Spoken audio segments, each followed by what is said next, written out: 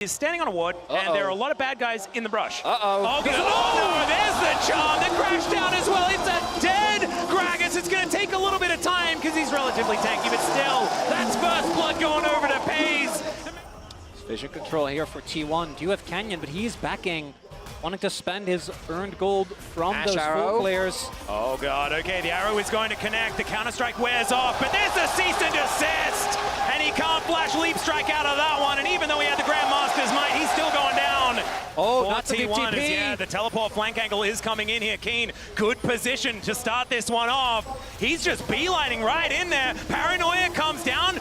They do throw out the ulti. Keria trying to keep them at bay, and oh no! There goes Lehends, and now Faker is caught onto Kiin, lands the shuriken, and he's going to wait for the leap strike. There's the max range Q, and that's Faker's Akali at Worlds, ladies and gentlemen.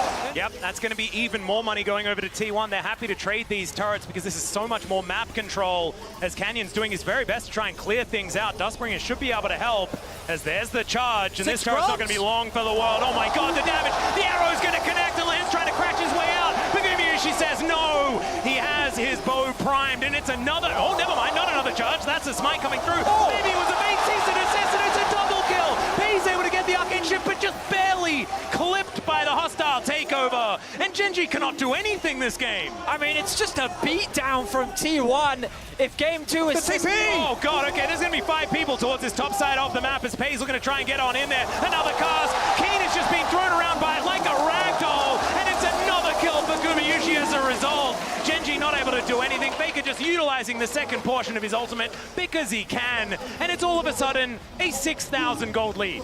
To get to the point where these gold leads matters less, right? When you have the 2 items on Peyz, when Chovy can get to a next item, as yeah, it's going to continue not being very possible to be able to make those advantages happen. And if Faker gets into the shroud, say it's going to fall off the kill, and now Faker is looking to try and get in there for more.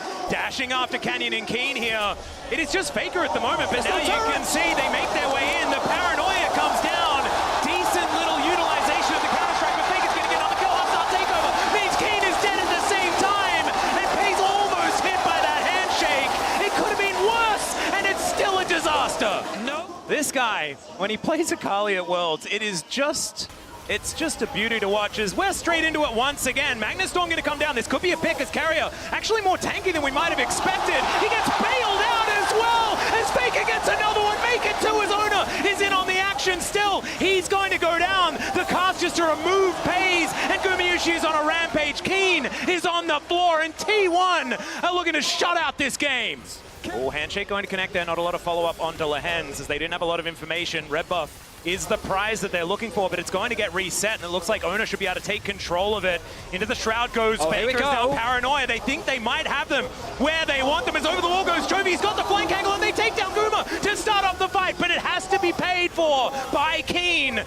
Now a 4 versus 4 as T1 look to rally back into position. Can they win the fight without Guma is the question. He's so much of their consistent damage. Is now Chovy dancing around, not able to find too much more, and T1 back away. Yep. Next one going to be very, very scary because a 4 Drake Hextech Soul sounds unbeatable. Shattering Strike going to get a fair bit of value here, but Lehends still in a whole lot of trouble as Faker looking for them. Still dashing forward as the paranoia does come down. The stun is gorgeous. The execution is perfect. And now Chovy looking to try and get out of there with that Spirit Rush. And T1, they play it slow. They accept that Chovy's going to do something really crazy. Like in your waters?